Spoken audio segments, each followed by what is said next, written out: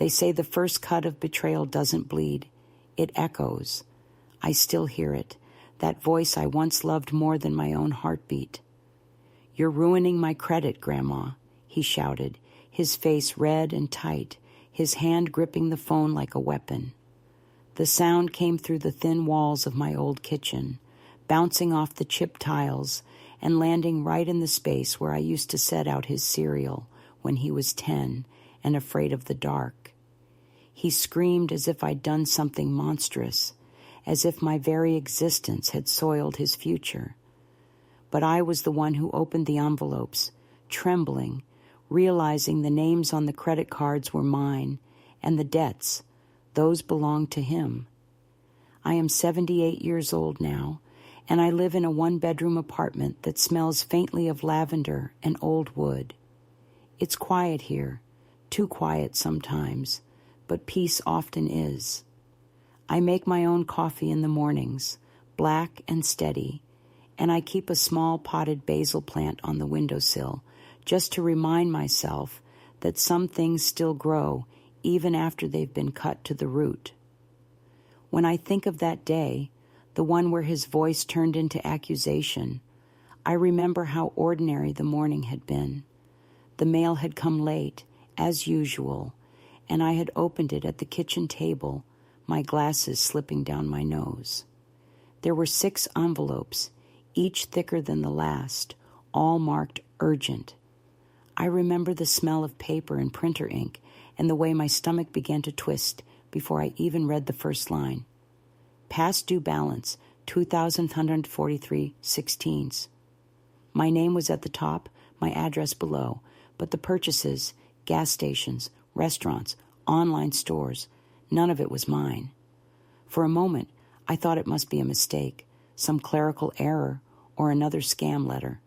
But the second envelope confirmed it, then the third. And by the time I reached the 6th, I couldn't feel my hands anymore. They had gone cold and foreign, as if they belonged to someone else entirely. I called him then, my grandson, my sweet Kyle, the boy who used to run barefoot through my backyard and hide plastic soldiers in the flower pots, the one I'd raised for 2 years when his mother was sick, the one who once cried into my lap because he'd broken his first toy and couldn't bear to see it lying in pieces. When he picked up the phone, his tone was impatient, distracted. "Grandma, can we talk later? I'm kind of in the middle of something." I told him about the letters, the credit cards I'd never opened, the balances that made no sense. There was a pause, the kind that swells and thickens until you can almost see it. Then he sighed, sharp and annoyed. "You said I could handle your finances, remember? You gave me permission." I felt a flash of confusion so strong it burned. "I gave you permission to help me pay the gas bill," I said, "not to open accounts." He groaned, that heavy, exasperated sound that young people make when they think the old have lost their minds. "You don't understand how credit works," he said. "You'll thank me later when your score goes up." But my score didn't go up. My name went down into systems and records, into the quiet machinery of banks that don't care about family or forgiveness. I didn't sleep that night. I sat at the kitchen table with my mug of tea gone cold, staring at the bills, trying to make sense of it all. The numbers blurred, and the words, account holder, delinquent, collection notice, seemed to mock me, each one a reminder that I had lost something far more than money. It wasn't just about the credit. It was about the trust I had spent a lifetime building, the invisible bond that had always told me, "You are safe with him." The next morning, I went to the bank. The teller, a young woman with nails, painted a soft lilac color, looked uncomfortable when I explained what had happened. "I'm afraid these were all opened online," she said carefully, as if speaking to a fragile thing. "Do you have anyone who helps you manage your accounts?" I hesitated, my mouth dry. "My grandson," I said. "He's good with computers." She nodded slowly, pity flickering behind her professional smile. "You might need to file a report, ma'am." That word, ma'am, cut deeper than I expected. I didn't feel like a ma'am. I felt like a fool. When I got home, he was there, sitting on my couch, scrolling on his phone like nothing had happened. "Grandma," he said without looking up, "I told you I'd handle it." I stood in the doorway, watching him. His shoes were still dusty from work, his hair perfectly styled, his expression relaxed, confident. It was strange to realize how much he looked like my late husband in that moment. Same posture, same tilt of the chin when he thought he was right. But there was something different in his eyes, something hard and hollow. "You opened those cards," I said quietly, "in my name."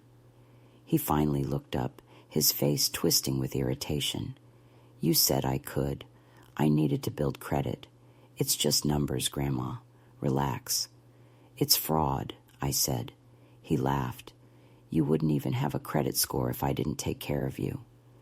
That's when the shouting started. He stood up, tall and shaking with anger, his phone clutched like proof of righteousness. "You're ruining my credit, Grandma.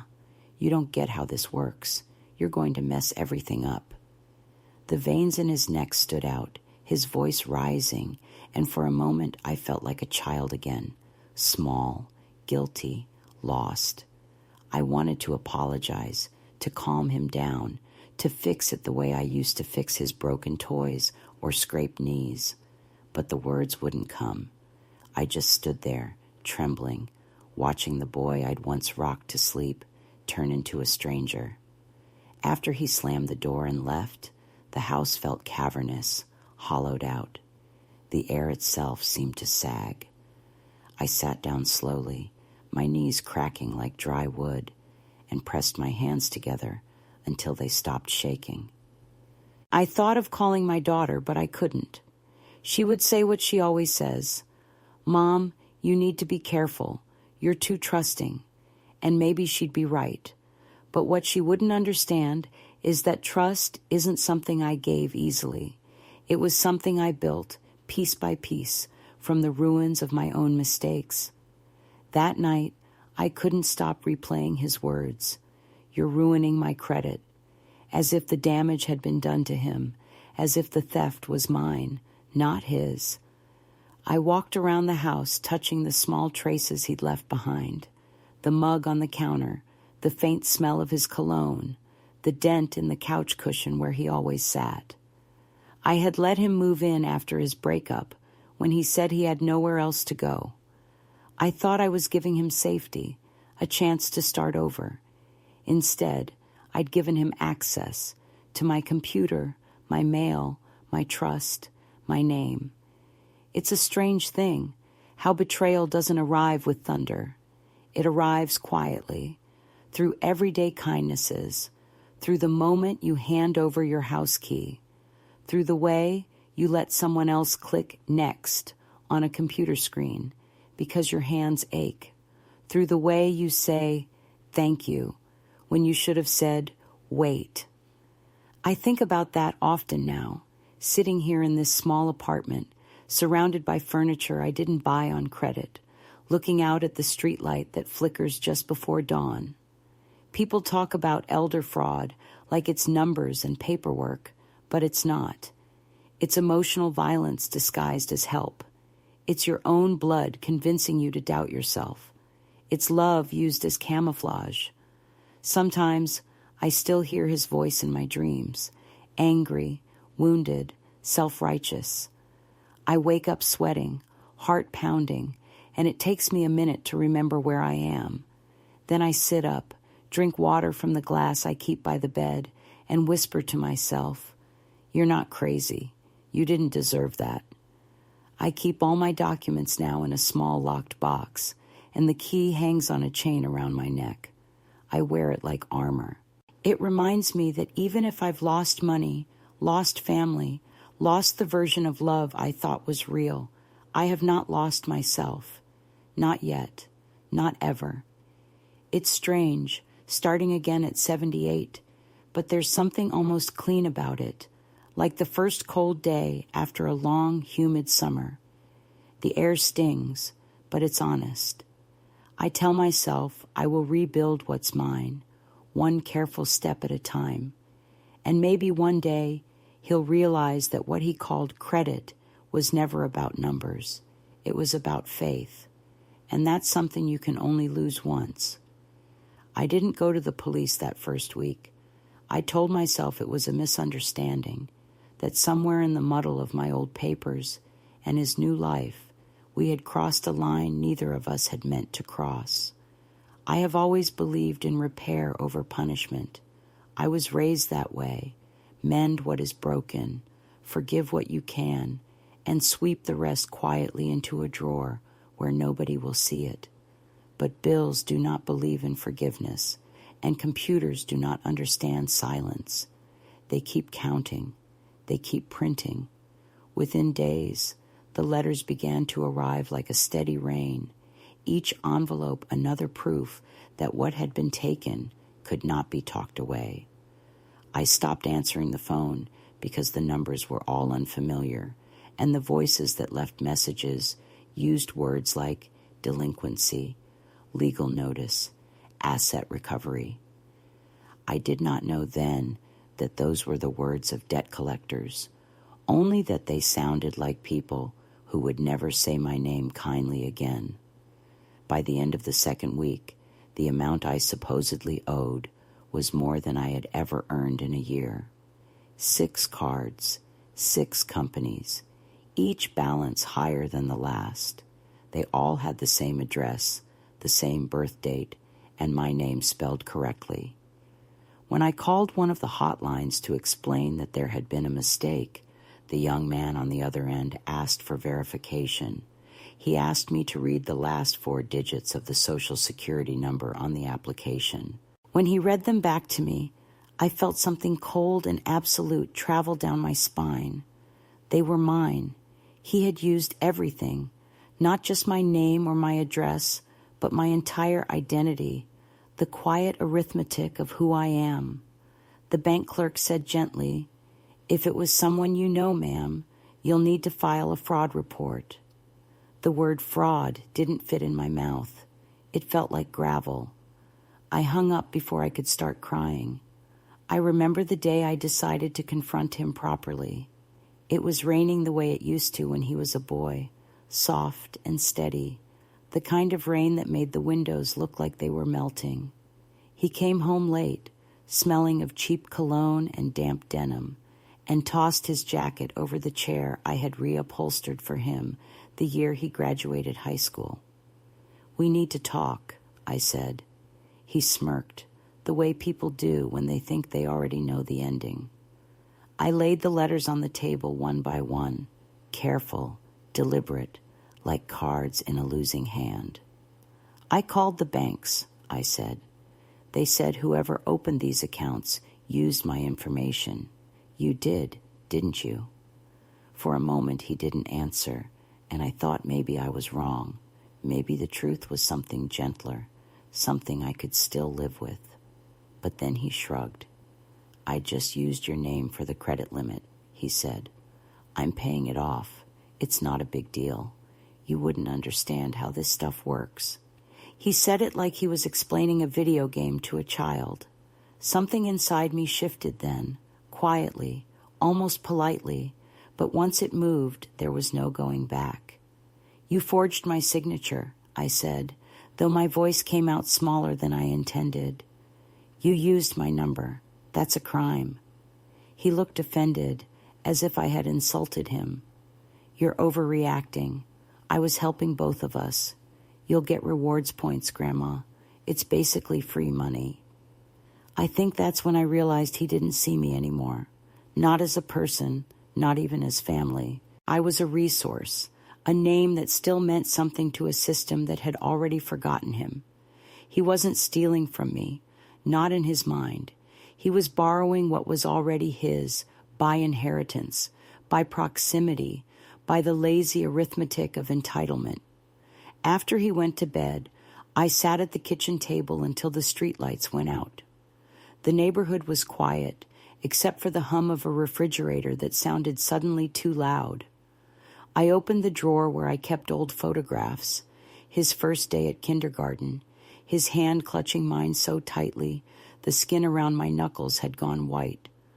There was another of him at 14, grinning with a birthday cake in front of him, cheeks red from the candles he had just blown out. I traced his face with my finger until the image blurred. I thought of all the times I had said yes without thinking, of every small favor that had grown into expectation, of every sentence that began with, "just this once." It is astonishing how betrayal builds itself from such gentle bricks. The next morning, I went to my credit union. The manager there, a man about my age with kind eyes behind his glasses, listened carefully while I explained what had happened. He didn't interrupt, not even when my voice wavered. When I finished, he leaned forward and said, "I've seen this before, Mrs. Grant. It happens more often than people think, usually family." I wanted to tell him that my grandson was a good boy, that he just made a mistake, that he didn't understand. But I couldn't form the words. He printed out copies of all my accounts and circled the fraudulent ones in blue ink. "You'll need to contact the credit bureaus, place a freeze, file a police report," he said. "It's the only way to protect yourself now." I took the papers home, spread them across the bed, and stared at the evidence of my own erasure. Rows of numbers, dates, amounts, signatures, all bearing my name, all belonging to someone else's choices. I tried to imagine the moment he did it, sitting at his computer, typing in my details, clicking submit. Did he hesitate? Did he think of me at all? Or was it just another small convenience, another way to buy himself time? I didn't sleep that night either. I kept hearing the echo of the bank manager's voice, usually family. The cruelty of that word was in its normality. It suggested a pattern, a statistic, something people had already learned to live with, but I couldn't. By the third week, collection agents began calling the house. One of them left a message that started with a polite greeting and ended with a threat of legal action. When I played it back, he happened to be in the next room. "Why are they calling here?" I asked. He rolled his eyes. "Don't answer them. They're scammers." "They know my address," I said. "They have my name." "Yeah, because it's yours," he said, laughing as though that were a clever joke. The laughter lodged itself in my throat and stayed there. A few days later, I received a letter from a bank I had never heard of, thanking me for my recent inquiry into a loan application. That was the moment something in me stopped pleading for explanations. I understood, finally and entirely, that there was no misunderstanding. There was only theft, cold, deliberate, and intimate. The kind that didn't just empty your account, but emptied your sense of belonging. That night, I gathered every piece of mail, every statement, every scrap of paper with my name on it, and stacked them in a shoebox. I wrote the date on the lid. I didn't know yet what I would do with it, only that I needed to hold the evidence in one place to make the chaos tangible. He noticed the box the next morning. "What's that?" he asked. "Proof," I said. He snorted. "You're really going to turn this into some kind of drama. You could just let me fix it." I told him quietly that I was done being fixed. The anger that flashed in his eyes was immediate, primal. "You think you're better than me?" he said. "You think you can ruin my life because you're old and nobody's going to question you?" I remember the way his hands clenched, not like fists, but like someone gripping the edge of a cliff. Then he grabbed his keys and stormed out. The sound of the door slamming echoed through the house like a verdict. After he left, I walked into his room. It was messy, the way young men's rooms always are. Clothes on the floor, half-empty coffee cups, The faint smell of sweat and ambition. On his desk, the computer was still open.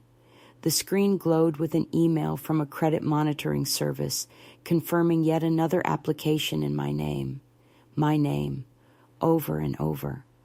I felt something rise in my chest, a strange calm that wasn't peace, but resolve. I closed the laptop gently and whispered to the empty room, "No more." That afternoon, I called the local police department. The officer who answered spoke kindly, but his voice had that cautious tone reserved for people they expect will back out. "You'll need to bring identification, any documents you have," he said. "It's a common situation, ma'am, but it can be difficult when it's family." Difficult, yes, but not impossible. I set the phone down, opened the drawer where I kept my purse, and pulled out the old folder that still smelled faintly of my husband's aftershave. Inside were my birth certificate, my passport, my marriage license, all the proof that I existed long before anyone tried to sign my name. I pressed my hand against the papers and felt my pulse steady. For the first time in weeks, I wasn't confused. I wasn't lost. I was preparing for something. That night, I dreamed of standing at the edge of a cliff with the ocean below, waves crashing in slow, deliberate rhythm. In my hands, I held a single piece of paper with my name written across it in his handwriting. The wind tore it away, and I didn't reach to catch it. When I woke, the sun was cutting through the blinds in thin, bright lines. I sat up, straightened the stack of documents on my nightstand, and decided that today I would no longer be the woman things happened to. Today, I would be the woman who acted. When I left the house, I didn't look back. I locked the door, slipped the key into my pocket, and walked toward the police station 2 blocks away. The morning air was sharp, the sky gray, the streets wet from last night's rain. I moved slowly, but with purpose, each step a small declaration. I am not invisible. I am not senile. I am not your victim. I am someone who remembers her own name, and soon the world would remember it too. I wish I could say that the day I walked toward the police station, something heroic bloomed inside me, and the world rearranged itself to honor the truth. But what came instead was the quiet tightening of a net I didn't know had already been thrown over me, a soft, methodical constriction made of small denials, sideways glances, and the dull machinery of systems that are very polite when they are crushing you. At the station, the officer at the desk was courteous in that cool, professional way people reserve for the elderly when they suspect there will be extra paperwork. He slid a clipboard toward me and asked me to list every account I believed to be fraudulent, every address associated, every email if possible, every date I could recall, and even as my pen moved slowly across the form, I could feel the futility gathering, because the accounts had been opened online with passwords and security questions I had never chosen, and all I had were pages of balances and a surname that belonged to me in ink, but apparently to anybody at all inside a server. He copied my driver's license, took down a report number, printed a sheet that explained how to freeze my credit and dispute charges with each bureau. And when I asked if someone would call my grandson, explain to him that this was not a misunderstanding, he said they would document appropriately, which is not the same as intervene and is very far from protect. I walked home with the report folded carefully into my purse like a talisman that had somehow lost its blessing. And on the way, I passed Mrs. Chandler from the church circle who used to borrow my bunt pan every Easter, and she smiled a little too brightly and asked if everything was all right, because she'd heard there were police at the house last week, which there weren't, not yet. But gossip always travels ahead of truth, the way smoke goes before fire, and I said I was fine, and she pressed my hand with that pitying pressure that says, "You are not fine, and you will not be fine, because women like us are supposed to fade, not fight."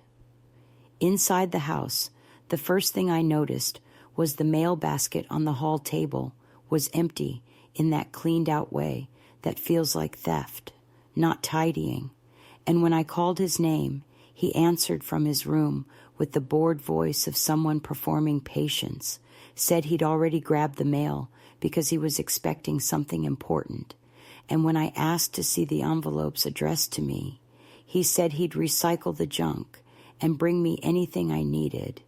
And it wasn't until later, when I took out the trash, that I saw the damp corner of a windowed envelope with a bank logo peeking from the black plastic like a drowned moth. And I dug my hands in among the coffee grounds and orange peels like a madwoman to rescue what I could. And he laughed when he found me there and said, "Grandma, this is embarrassing. Let me handle this, please." And I wanted to point to the filth on my fingers and say, "This is what your help feels like. This is the texture of it." The next denial came dressed like protection. He announced he'd changed the Wi-Fi password because the old one had been compromised, which meant I could not get online to pull my free credit reports or read the instructions the officer had printed for me unless he typed in the new password on my device himself. And when I told him I needed it for my records, he smiled that comforting smile he used to practice on teachers and girlfriends and said he would write it down later, then never did.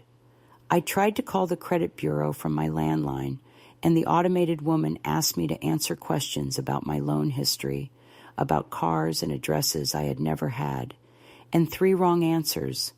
Later, the system said it could not verify my identity and hung up on me with a silence that felt more brutal than any insult, because it was the silence of a door that has decided it will never open again. Down at the pharmacy, the week's prescriptions would not ring through on my card because the bank had frozen a pending charge from a suspicious retailer I had never heard of, and the girl with the glitter nail polish whispered that I could pay cash and call the bank later, and I nodded like a child who has lost her field trip permission slip, feeling the heat rise in my face while the patient behind me sighed and checked his watch. I started keeping a spiral notebook on the kitchen table where I wrote the date and the name of every caller who said I owed them something, the time of every denial, the phrasing of every small humiliation, so that I would have a witness when my own memory tried to tidy things, because memory is a soft-hearted housekeeper and will sweep the shards away if you let it, and I could not afford soft just then. In the notebook, I logged the morning I caught him standing over the shredder, feeding it not just envelopes, but the photocopy of my birth certificate I had made for the police file, the one with the embossed seal that made me feel the weight of my own existence in my hand. And when I asked what he was doing, he said those were duplicates and security risks, and that I was making this whole thing worse by leaving my identity lying around like a spare key under a flower pot. And I told him the only person who had ever used my identity as a skeleton key was standing in my living room. And he laughed in that new, hard way that made his face look older than his years, a look I had seen once before in his father during the divorce, when he believed that cruelty was the same as clarity. There were other small erasures that would sound ridiculous to anyone who has never had the ground slide beneath their names. My library card stopped working because a collection agency had placed a hold through some joint city program that flags unresolved disputes, which meant I couldn't print the letters I needed or use the free notary on Thursdays. And when I explained to the woman at the desk, she tilted her head sympathetically and gave me a brochure about digital literacy for seniors, which I put in the trash because I can read just fine, and what I needed was not a class, but a witness. The church treasurer called to say my monthly pledge hadn't gone through and asked, in the voice people use to avoid saying the word dementia, if I wanted them to pause it for a while. And even though the amount was small, the shame felt enormous, because giving had always been a way of staying stitched to the world, and now the thread had snapped, and everyone could see it. At home, the thermostat began to reset itself to a chill at night, and he said the utility company must be running an energy efficiency program. Meanwhile, my arthritis woke me before dawn with that glassy ache that makes you think your bones are made of winter. And I stood in the dark kitchen in 2 sweaters, warming my hands around a cup because the stove still obeyed me when nothing else did. I tried to talk to him again, using the soft voice I reserve for breaking bad news. Told him I had filed a report and that this did not have to be the end of us, that he could come with me to the bank and we would explain together. But he said I had escalated and that I didn't understand the optics, that if I went around telling people he'd committed fraud, it could follow him forever. And I thought, yes, that is what forever means.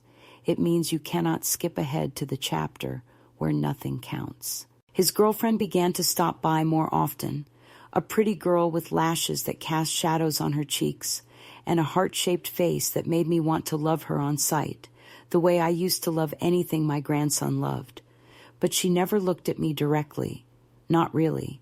Instead, she performed kindness at the edges of the room while he performed outrage, saying things like, "We're worried about you," and "Kyle says you've been really stressed," and "Do you maybe need help, like help with decisions?"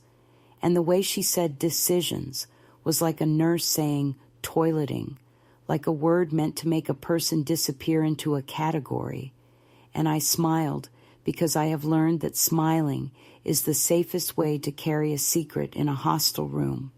And my secret was that I had begun to doubt my own memory, to wonder if perhaps I had clicked something I shouldn't have clicked, if the fault was not guilt but error, and error is almost worse because it looks like you. The errors multiplied in places I used to move through without thinking. The grocery store declined my card for $3 of overripe bananas and a loaf of bread, and the cashier leaned across to whisper that sometimes the chip just doesn't read, and would I like to try swiping? And when I reached into my purse for cash, I found my small stash missing, the envelope I keep for emergencies no longer tucked behind the zipper pocket where it lives. And when I asked him, calmly, because rage would have swallowed me if I left it unsupervised, he said he'd borrowed it for gas and would replace it Friday. And on Friday, he left early and came home late, and the envelope did not come home at all. And in the notebook I wrote, Friday, gas money, silence. And then I drew a line beneath it like a cut. In the hallway, the mirror started showing me a woman I did not recognize, a woman whose mouth kept rearranging itself into lines of apology, even while her eyes were learning a new, harder focus, the kind you see in people who have survived a winter with the heat shut off. I took to wearing the key to the little lockbox around my neck and tucking the box itself under a folded blanket at the back of the linen closet, like contraband. And when the box felt heavier some days, it was because I had put my wedding ring inside it, along with the report number, because I could not bear to see anything else with my name on it left out for the world to mistake as available. One night, I woke to the sound of drawers sliding and found him in the dining room going through the sideboard where I keep the Christmas napkin rings and the family recipes and the old checkbooks with my husband's tidy script in the register. And when I asked what he was looking for, he said proof, in a way that made me think he was building a case where I was both the defendant and the evidence, that he had decided the story would be that I had authorized everything and then forgotten. And I felt a cold certainty that if I did not change something soon, he would succeed, not because he was right, but because time and exhaustion make excellent accomplices. On Sundays, I stopped staying for coffee after service because the looks had started, the kindly interrogations that feel like someone checking your tags, and I drove the long way home to avoid the block where his friend works at the auto shop because I could not bear the thought of him knowing things that were none of his business, and I parked 2 streets over and walked back so no one would see which door I entered, which is a particular kind of exile when the door is your own. I found myself speaking less in my own house, padding around like a tenant who has inherited old rules about silence, washing my teacup and drying it immediately, placing it back in the same spot as if to prove I could leave no trace.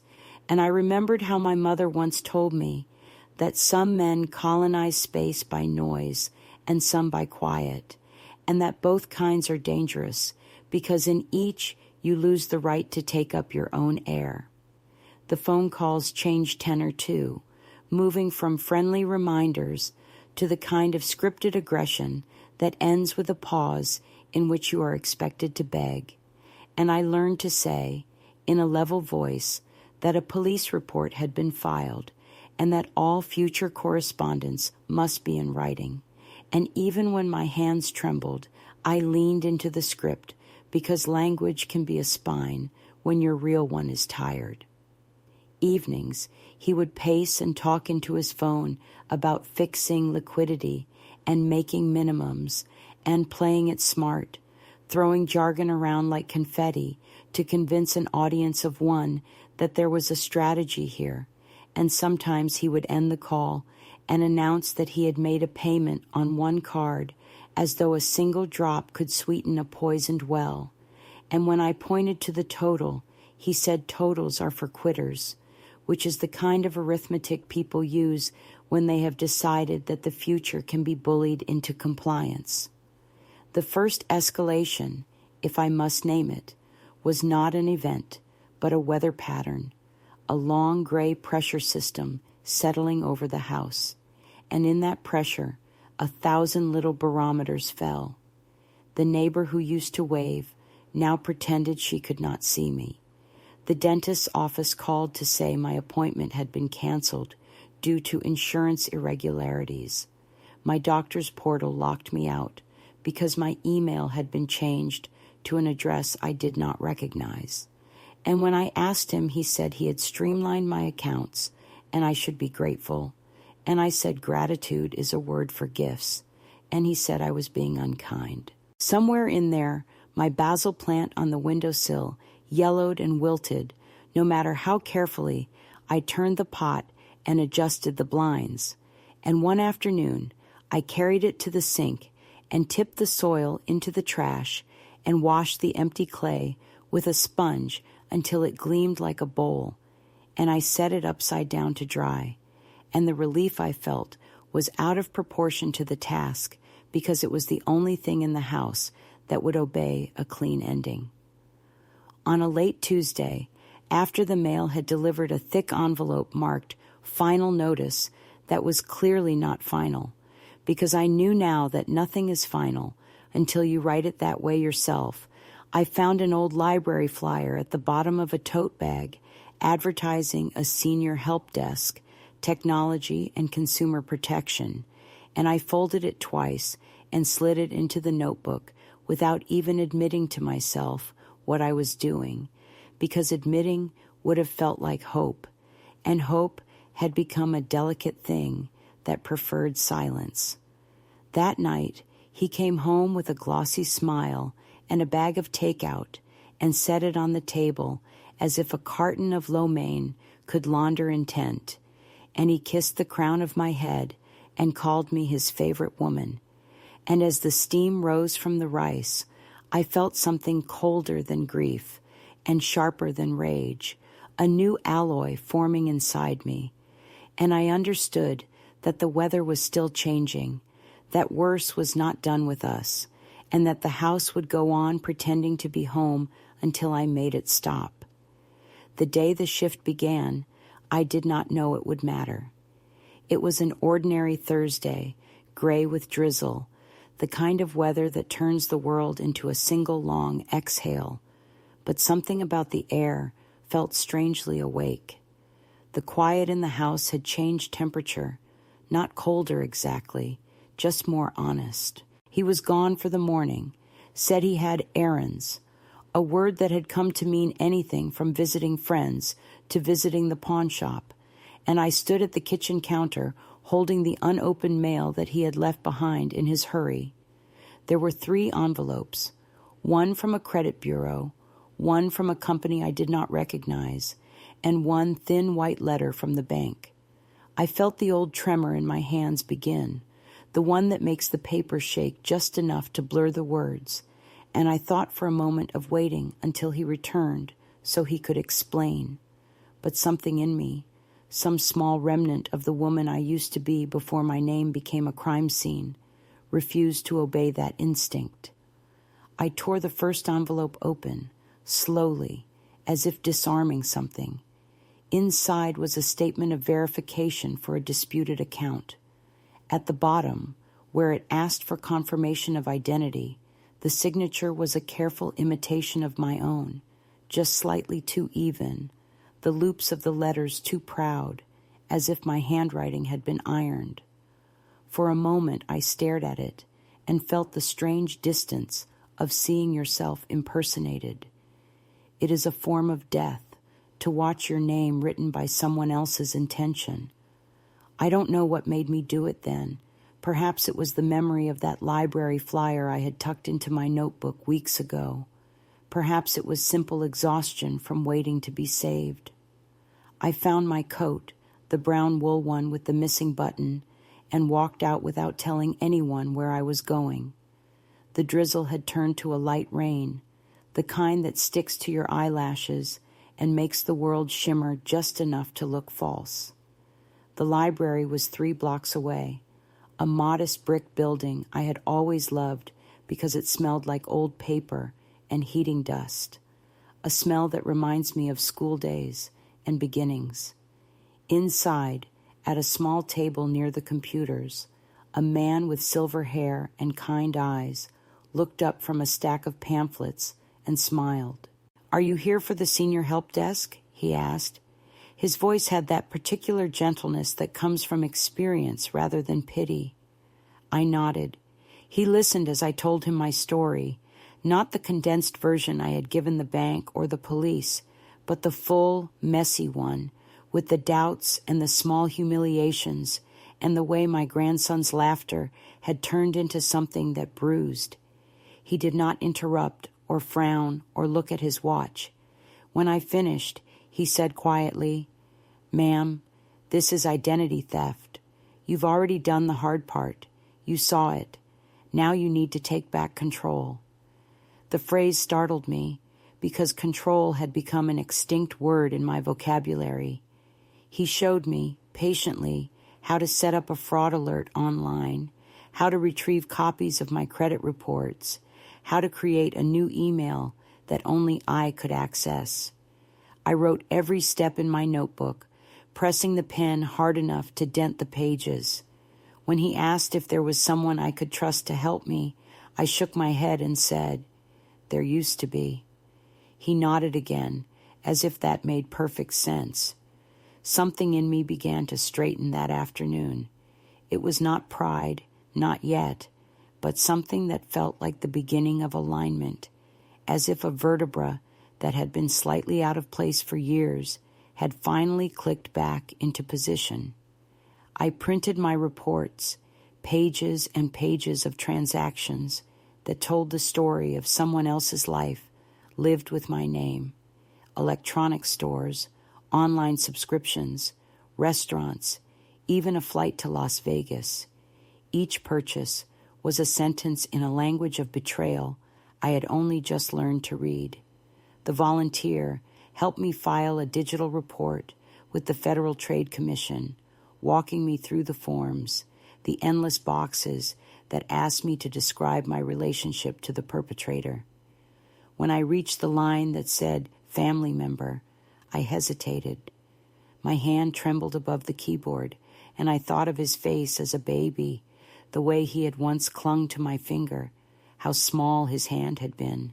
Then I typed the words and pressed submit.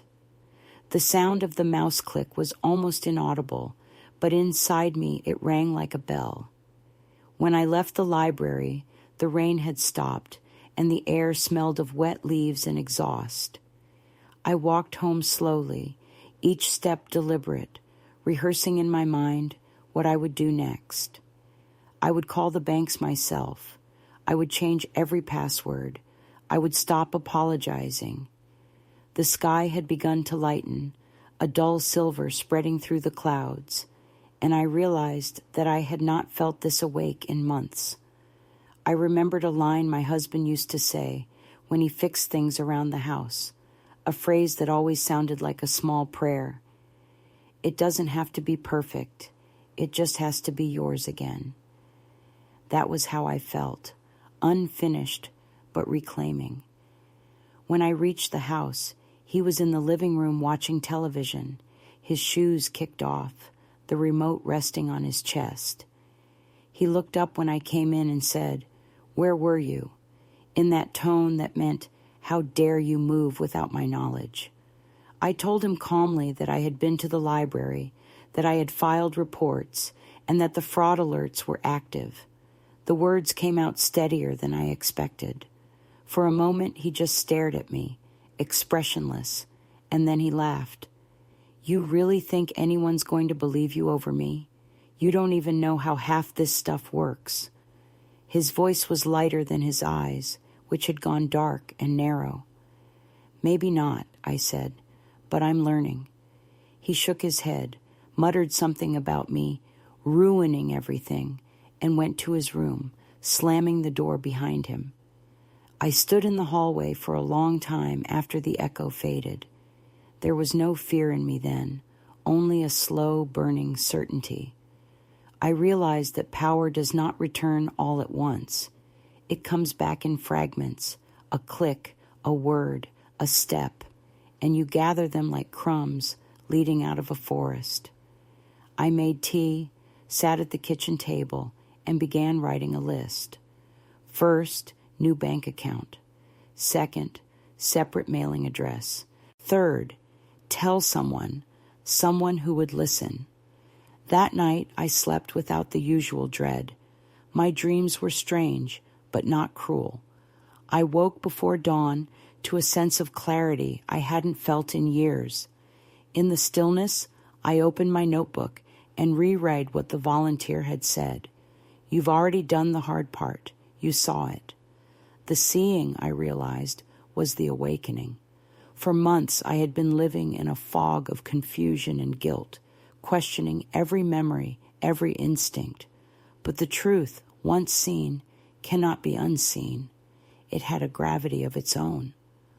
I brewed coffee and watched the steam curl upward, thinking of all the mornings I had poured cups for him, the ritual of care that had become invisible.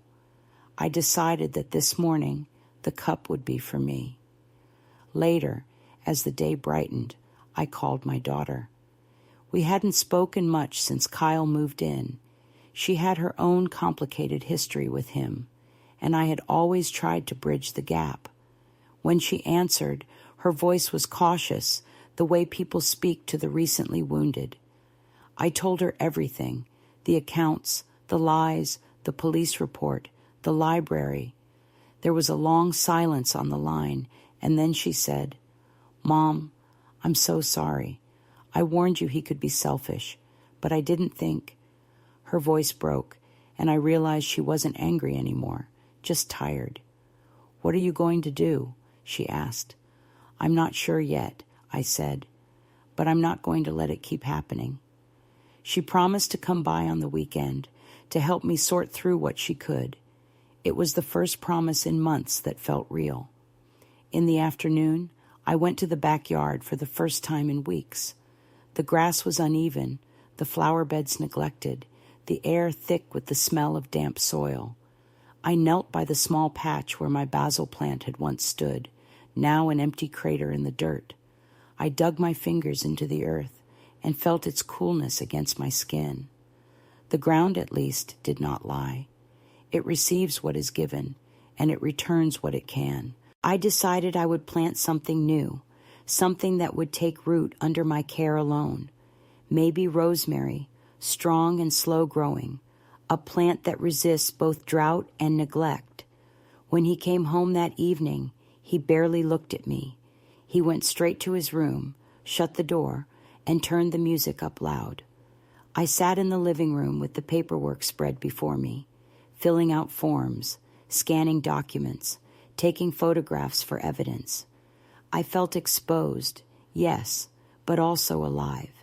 The house no longer felt like a cage.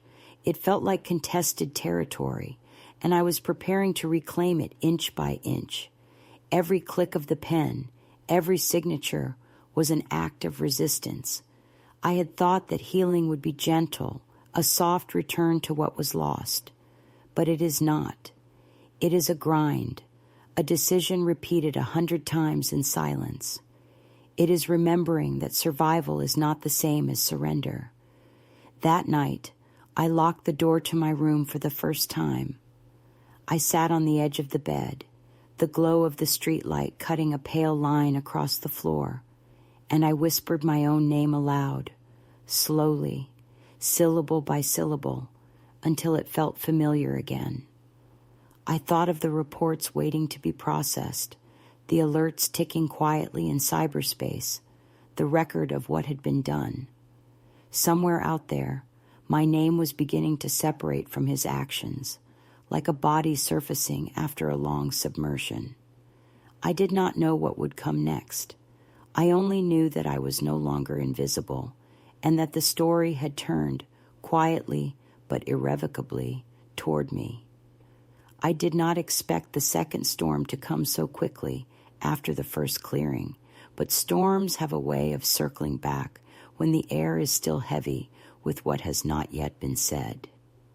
For a few days after I filed the reports, the house seemed almost calm, the kind of false peace that comes when someone is quietly gathering their defenses. He began to act unusually pleasant, cooking dinner once or twice, leaving small gifts on the table, a coffee mug that said, "Best Grandma Ever," a potted succulent in a cheap plastic pot, an apology that wore the face of a peace offering. I accepted the gestures with a stillness that must have looked like forgiveness, though it was nothing of the sort.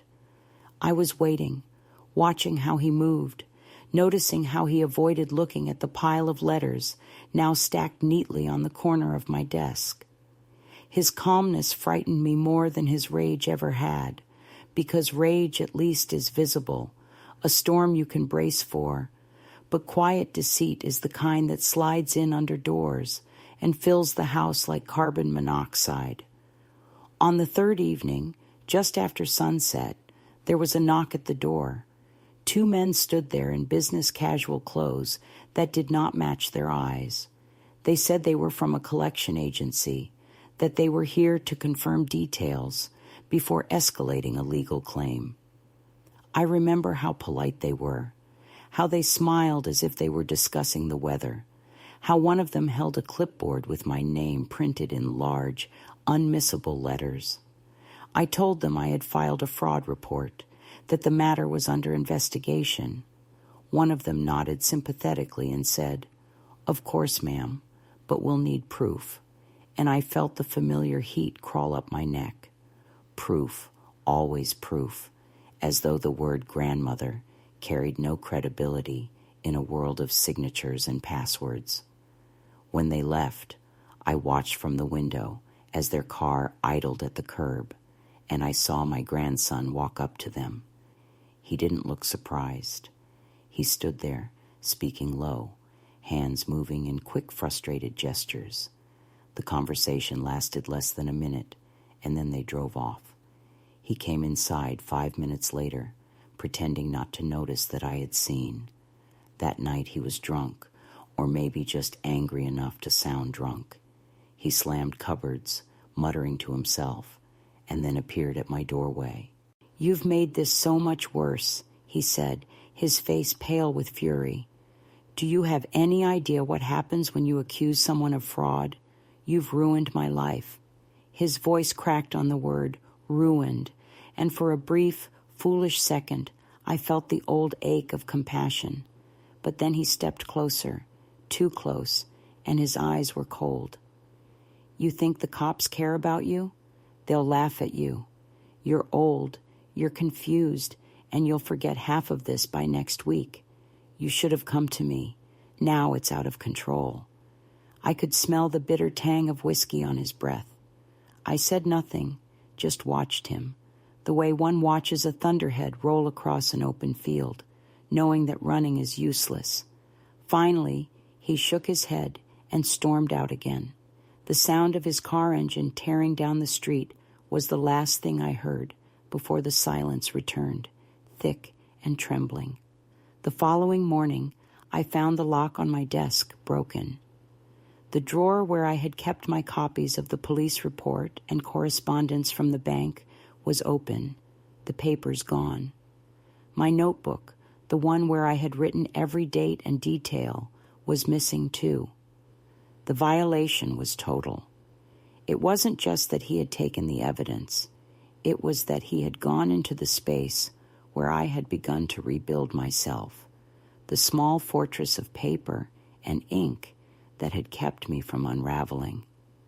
I stood there, gripping the edge of the desk, waiting for the dizziness to pass. It was then I understood that he wasn't trying to fix anything. He was trying to erase me again, to rewrite the narrative so that I would become the unreliable witness to my own undoing. I went back to the police station that afternoon. The same officer was at the desk, and when I explained what had happened, he nodded, took notes, and said they would add it to the report. His pen scratched slowly across the form, and I realized that to him this was just one more case among dozens, another instance of familial betrayal that would linger in a drawer until someone else screamed louder. I asked if they could send someone to speak with him, to make him stop contacting the banks. The officer hesitated. "Technically, ma'am, until charges are filed, we can't restrict him from communication," he said. "But you could consider a restraining order." The word hung between us, too sharp, too final. I thanked him and left, my hands shaking around the paperwork. That evening, I called my daughter again. She came over the next morning, her face drawn tight with worry.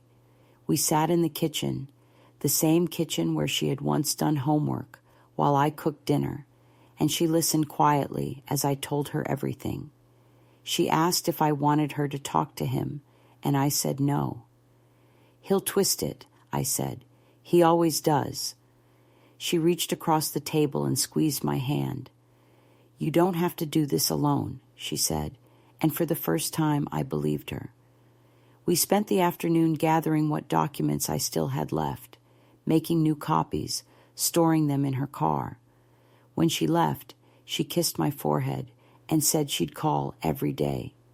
I watched her drive away and felt both heavier and lighter. Family, it seems, is capable of both destruction and salvation in the same breath. 2 days later, the confrontation came. He came home early, his expression rehearsed, somewhere between apology and accusation. He said he wanted to clear the air. I knew that meant he wanted to regain control of the story. We sat across from each other at the kitchen table, the late afternoon light cutting the room into sharp angles. "You don't understand what you've done," he said. "You're destroying everything I've built." I laughed then, quietly, because the word built sounded absurd coming from him. "You built it with my name," I said. "That's not building. That's burglary." His eyes flashed, and for a moment I thought he might strike me. Instead, he slammed his hand on the table so hard the coffee cup tipped and spilled. "I'm trying to help you," he shouted. "You're too stubborn to see it." I felt my heartbeat in my ears, loud and steady. "No," I said softly. You're trying to save yourself." Something in him broke then. He stood, pacing, muttering to himself. He said I was ungrateful, that I was ruining his credit, that he could go to jail because of me. I wanted to tell him that the damage was already done, that I wasn't his enemy, but the words stuck in my throat. He left again that night, but not before taking his things from the closet. Clothes, a laptop, the few gifts I had given him over the years. He did not take the framed photograph of us from the mantel. I found it the next morning, lying face down on the floor, the glass cracked clean through the middle. The days that followed were filled with calls from creditors, letters from lawyers, and a steady pulse of dread. I learned that he had tried to open 2 more accounts in my name, even after the fraud alert had been placed. The banks caught it this time, but the attempt was enough to prove intention. The volunteer from the library helped me update the case file and connect with a legal aid organization that assisted seniors in financial abuse cases. For the first time, I heard the phrase elder exploitation used in reference to me. It was an ugly term, bureaucratic and cold, but it carried the weight of recognition. It meant the system knew I existed. One evening, while sorting through the pile of documents, I found an email from one of the credit card companies addressed to Mrs. Grant, an authorized user Kyle Grant. My stomach turned. Even after everything, his name was still tethered to mine in the machinery of debt. I wrote back, explaining that he was not authorized, that I was the victim of fraud. Within an hour, a customer service representative replied with a bland apology and a note that said the change would be processed within 30 days. Bureaucracy has its own sense of time, indifferent to urgency or heartbreak. A week later, I received a call from a detective assigned to my case. His voice was brisk but not unkind. He said they were pursuing charges, that they might need me to testify. The word testify echoed in my mind long after the call ended. I imagined myself standing in a courtroom, describing how my own grandson had used my trust as currency. The thought filled me with both dread and a strange, quiet pride. I would speak the truth, even if it trembled. That night, I dreamed again of the house as it used to be, full of laughter and small messes and the smell of cinnamon bread in the oven. When I woke, the air was heavy, the kind that presses down on the chest. I went to the living room, opened the curtains, and saw his car parked across the street. He was sitting inside, engine running, staring at the house. For a long moment, neither of us moved. Then he pulled away, slowly, disappearing down the street. The fear I felt then was not the sharp, panicked kind. It was the heavy, exhausted kind, the kind that settles in your bones when you realize that love has turned into surveillance. I decided that night to move out. My daughter helped me find a small apartment across town, modest but safe, with new locks and neighbors who minded their own business. Packing was harder than I expected. Every drawer held echoes, old birthday cards he had made, photographs from family trips, the smell of his cologne still clinging to a sweater he had left behind. I threw none of it away. I placed it all in a single box, sealed it with tape, and wrote on the lid, "Evidence of love and its undoing." The day I left, the sky was the color of steel. As I turned the key for the last time, I felt the strange mix of grief and liberation that comes with closing one's own chapter. My daughter drove, the car filled with boxes of papers, clothes, and the small lamp I'd had since my wedding. I watched the house shrink in the rearview mirror until it disappeared. It didn't feel like escape. It felt like survival. In the new apartment, the silence was kind. I unpacked slowly, arranging the few things I had chosen to bring. the basil pot now holding a new sprig of rosemary, the photograph of my husband, the folder of documents that bore my name in clean, undisputed letters. I called the detective again to confirm the case number, and when he asked if I had any further contact with the suspect, I said, "No, and I don't plan to." But the past has its own persistence. 2 weeks later, I received a letter with no return address. Inside was a folded note in his handwriting. "I'm sorry. I never meant to hurt you. Please don't let them destroy my life."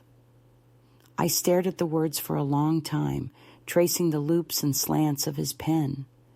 There was no apology big enough to contain what he had done, no sentence that could rewrite the ledger of our lives. I placed the note in the same box with the rest of the papers and sealed it again. I did not cry. I had already spent too much of myself in the currency of forgiveness. That night, I stood by the window, watching the city lights blink against the dark. Somewhere out there, he was living with the consequences of his own making. I did not wish him harm, only distance. There is a difference between hate and release, and I had finally learned it.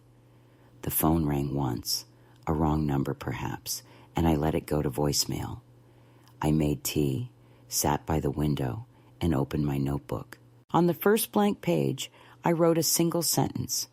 "The storm has passed, but I am still here." And for the first time, I believed it. I used to believe that climaxes arrived with sirens and door slams, the righteous choreography of justice staging itself loudly enough to drown out doubt. But the day I took my life back did not roar so much as it gathered, a deliberate stitching of actions that could not be unpicked once the thread was through, and it began with a walk to the legal aid office carrying a canvas bag that held my entire case like a second heart, the police report in triplicate, the printouts of fraudulent charges annotated in my careful script, the emails where my name and his appeared uneasily together as if we were partners in a crime I would not accept, the small box of originals wrapped in a scarf that still smelled faintly of the house I had left behind, and after months of flinching at every knock and second-guessing every memory, I sat across from an attorney with iron-gray hair and eyes that missed nothing, and when she said, "We can file today, and when we do, there is no walking it back," I did not ask for time because what I wanted back was not hours, but a life. So I signed the affidavit of forgery slowly and legibly, the letters of my name steady as a bridge, and then I swore to it, hand raised, voice unshaking in the way a mountain is unshaking because it has already survived the weather. From there, everything moved with the mechanical grace of a machine finally switched on. Certified mail to each credit bureau initiating the extended fraud alert that will shadow my file like a sentinel for 7 years. A petition for a financial protection order that would wrap the law around the edges where kindness had failed. A victim statement drafted in my own words, not florid, not pitiful, simply exact, the kind of language that respects the truth enough to render it without decoration. And while the attorney printed the packets, she asked if I wished to include a list of people from whom I was revoking any implied permission to act on my behalf. And I heard my husband's old phrase in my head, "It doesn't have to be perfect, it just has to be yours again." So I gave her the names, including his, and with a clack of the keyboard, the door he liked to walk through without knocking simply ceased to exist. 2 mornings later, the detective phoned to say the district attorney had filed charges, that there would be an arraignment, that I could attend if I wished, or stay home if that felt safer. And I surprised myself by saying I would come, not out of revenge, which has always struck me as a fire that eats its own cook, but because I needed the record to have my face in it.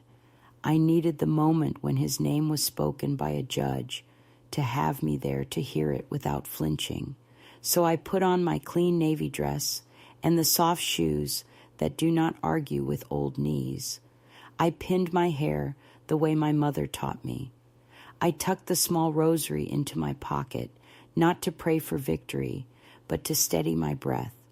And I walked into a courtroom that smelled of paper and floor polish and the tired determination of too many stories like mine. And when they called the case, the room seemed to narrow to a single clear line between the bench and my chair. He looked smaller than I remembered, and somehow harder, as if the months had carved him with a dull knife, and for a moment the old softness moved in me, that reflexive wanting to put a sweater over the world and make it kinder. But the judge asked me to confirm my name, and I said it cleanly. And when he glanced over with that old tilted grin designed to fold me back into complicity, I did not return it, because complicity is a door that only opens from the inside, and mine had locked, and then the words were spoken: identity theft, fraudulent use of a financial instrument, exploitation of an elder, and the bail terms included a no-contact order that would make the very idea of him knocking on my door a criminal act. And I felt the strangest sensation, not triumph, not relief, but a long subterranean untensing, like the thaw you don't notice until a river remembers its voice. Afterward, the prosecutor asked if I wanted to offer a statement on the record that could be used at sentencing should we get there. And though the floor seemed to tilt a little under my shoes, I said yes, because this was the hinge. This was the single piece of language that would outlive the day. So I read from the page I had written in my apartment when the city was quiet, and even the refrigerator respected the moment. And I spoke about numbers that did not belong to me, and signatures that wore my shape like a mask. But I also spoke about mornings when love had made pancakes, and afternoons when trust had walked itself to the mailbox without a guard. And I said clearly that aging is not the same as disappearing, and that help becomes harm the moment it severs a person from her own name. And when I finished, the judge thanked me in the neutral tone of the robe. But the court reporter looked up just once and met my eyes with a flicker that said a human being had heard me, which is all I had ever wanted. Outside the building, the light felt different, the air sharper, and I realized that the irreversibility was not only in the filings and orders, but in the architecture of me, that some beam long cracked had been replaced with something sound. And while I stood there, my daughter took my arm in a way that was not guiding so much as companioning, and we walked to a diner for coffee we did not really need, and we made a list not of tasks, but of boundaries, such as where my mail would go, and who had keys, and what it would mean if contrition ever arrived at my door wearing his face. And we agreed that love without conditions is for babies and poems, but that grown families require conditions, or they become dangerous. And in writing them down, I felt the quiet dignity of a woman underwriting her own future.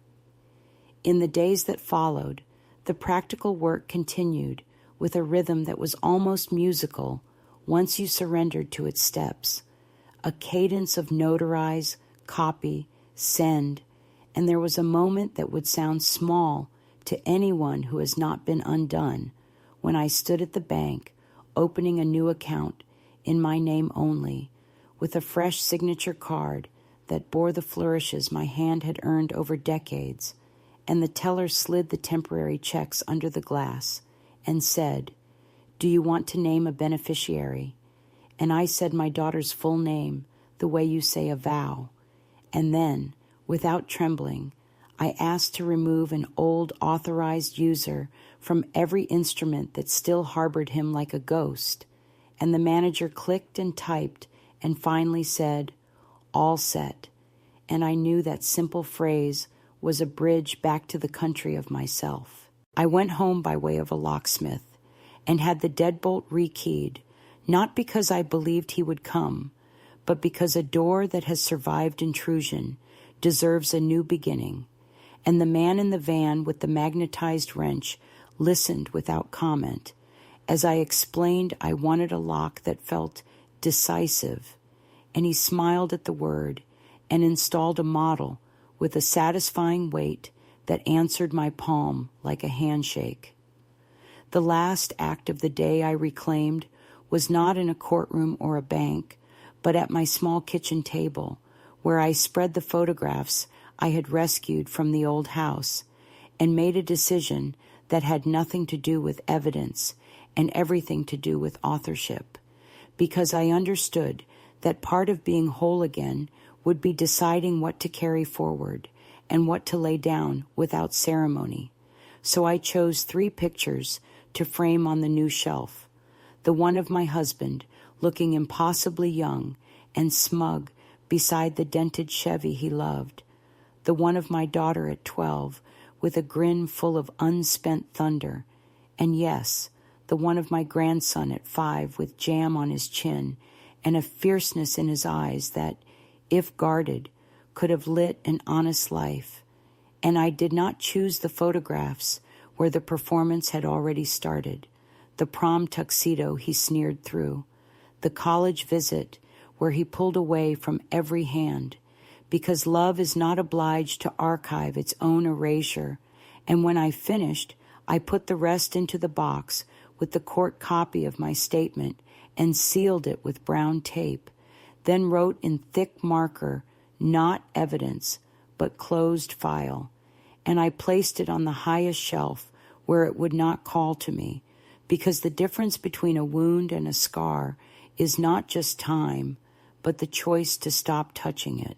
On the morning the extended fraud alerts came through, emails from each bureau confirming the 7-year sentry that would now guard the perimeter of my name, I brewed coffee stronger than usual and sat in the square of sun that finds my kitchen at 9, and I took out the small pair of scissors I keep in the drawer and cut the old spare key that used to live under a flower pot into 2 neat pieces, a ritual I had put off because rituals are admissions, and I had been slow to admit how far I had traveled, and when the metal snapped, there was no drama, only a clean tink against the plate that waited to catch it, and I realized that the sound I had been longing for was not apology or explanation, or even the gavel's wooden certainty.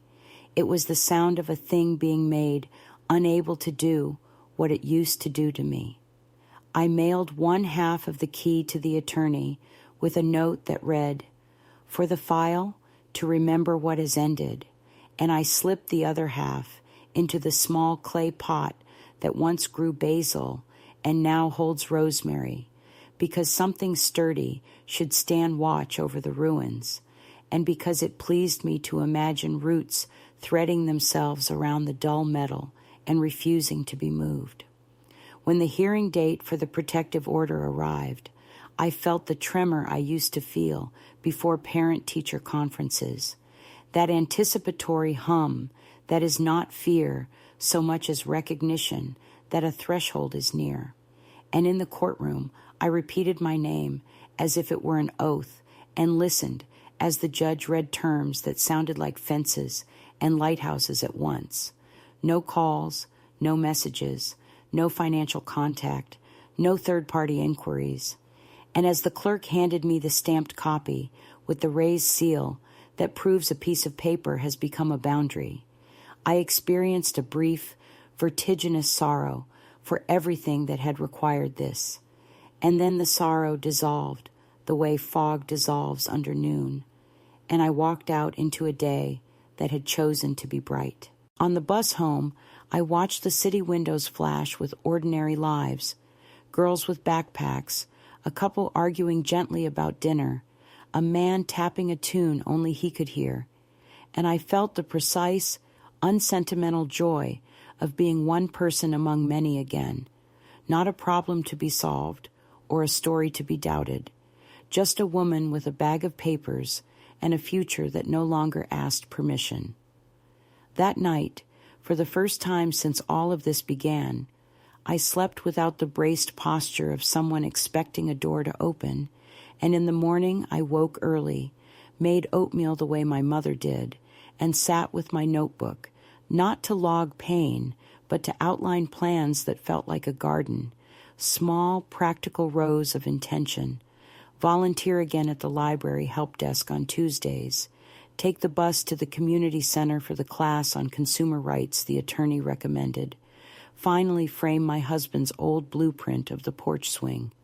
He never quite finished, and give it a place of honor for the project I will hire a neighbor to build in the spring. And, most radical of all, write a new will that names kindness as a requirement rather than a hope. When I finished the list, I realized the climax had not been the single act of signing or speaking or standing in a room where his name sounded wrong. It had been the accumulation of irreversible decisions that together had returned me to myself, and I understood that recovery is not a rescue, it is a citizenship, and that today, by law and by will and by the tender, stubborn work of naming what is mine, I had been sworn in. In the quiet after everything, life began to move not forward exactly, but inward, folding itself around what remained until the edges softened and became bearable. There was no grand finale, no cinematic sunset, only the slow unfurling of ordinary days that no longer frightened me.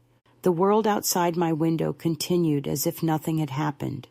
The mail carrier's daily whistle, the neighbor's wind chimes that never agreed with the breeze, the rhythm of buses passing on their routes. And yet, within that sameness, I could feel the difference, a new solidity in the way I filled my own space, the way my voice returned to its natural volume after years of shrinking to fit around other people's storms. I had always imagined recovery as a kind of victory, but it turned out to be something quieter and stranger, more like the moment when the sea withdraws after a long tide, leaving the sand heavy and shining, proof that motion has happened even if no one saw it. The paperwork was finished months ago now, neatly filed in a folder labeled Resolved, though resolution, I've learned, is never as tidy as it sounds. The court dates ended, the letters stopped, and the official record closed on the case with a sentence that read, "Restitution pending, contact prohibited." Those two phrases, the bureaucratic way of saying he owes and he's gone, became the punctuation marks at the end of our story. I haven't heard from him since the day the order was finalized, though sometimes, walking through the grocery store, I imagine I catch a glimpse of his shape in a crowd. A jacket like his, a stride like his, the back of a neck that could be his if time had been kinder. The recognition always hits like a drop of cold rain, quick and bracing, and then it passes. Memory is a loyal visitor.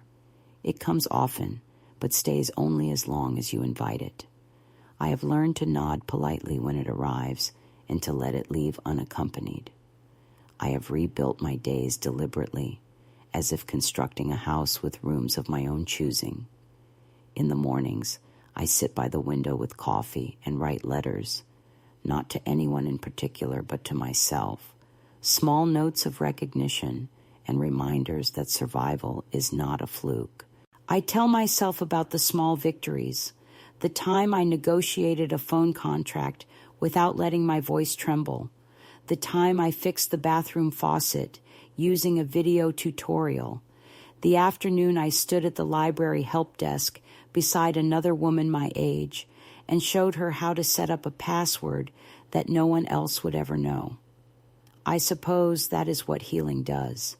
It makes you fluent in the language of your own competence again. There is pride in that fluency, even when spoken softly. The rosemary on my windowsill has grown thick and aromatic, its roots coiled around the broken key buried in the soil. I like to imagine the metal dulling there, surrendering to rust, the earth reclaiming it as something harmless. It has become a small, living monument to the end of intrusion. Sometimes I clip a sprig and crush it between my fingers just to breathe in the scent, a scent that now means clarity, the proof of something that refused to die. I have taken to cooking again, not the frantic meals of obligation, but food that fills the apartment with warmth. Lentil soup, roasted potatoes, small things that remind me that comfort is a right, not a negotiation. Every Tuesday, I volunteer at the library's senior help desk. The same man who once guided me through the confusion of passwords and fraud alerts now greets me as a colleague. We sit together beneath the humming fluorescent lights, showing others how to guard what is theirs. Some come trembling, holding envelopes with words like final notice and overdue, their eyes wide with shame they did not earn. I tell them what the volunteer once told me, that the hardest part is already behind them, because seeing clearly is the beginning of power. I watch their faces shift as understanding replaces fear, and I feel a kind of kinship that has nothing to do with blood and everything to do with endurance. It is a strange blessing, the way pain becomes instruction if you let it. My daughter visits every Sunday. We drink tea on the small porch of my building, the one that faces a narrow street where children play soccer until dusk. We talk less about the past now and more about things that are ordinary, the price of groceries, a neighbor's dog that won't stop barking, her plans for a short vacation next spring. The ordinariness feels luxurious, like silk against skin that had only known coarse fabric. Sometimes she looks at me and says, "You seem stronger, Mom." And I smile, not because I disagree, but because strength is not the word I would choose. What I feel is steadiness, the return of my own weight in the world. At night, before bed, I read. I used to read to escape, but now I read to inhabit, to sit inside a story that isn't mine and still feel safe. The silence of my apartment has become a companion, not an accusation. I sleep with the window open even in cool weather, trusting the dark to stay where it belongs. Trust, I've learned, is not something you lose all at once. It leaves in increments, like breath, and it returns the same way. I am still learning how to trust again, not people, not systems, but my own perception. That, I think, is the truest recovery. Believing your eyes after they have been told they are mistaken. Sometimes, when I walk through the market or ride the bus, I notice other older women, the ones who walk a little too carefully, who hold their purses tight against their ribs, who look as if they are apologizing for taking up space. I want to stop them to say, "You're not invisible, you know. You're still the same woman who held a world together once. Don't let anyone convince you otherwise." But I don't speak. Instead, I meet their eyes and hope that the steadiness in mine says it for me. In my hallway, there is a small framed sentence I typed out on an old sheet of paper. It reads, "You are not crazy. You are remembering correctly."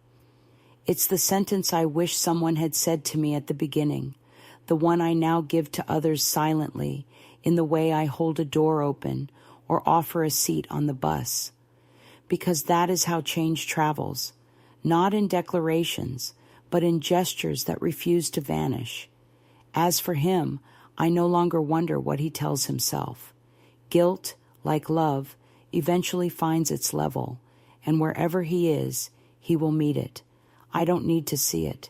My part of the story has already reached its quiet conclusion.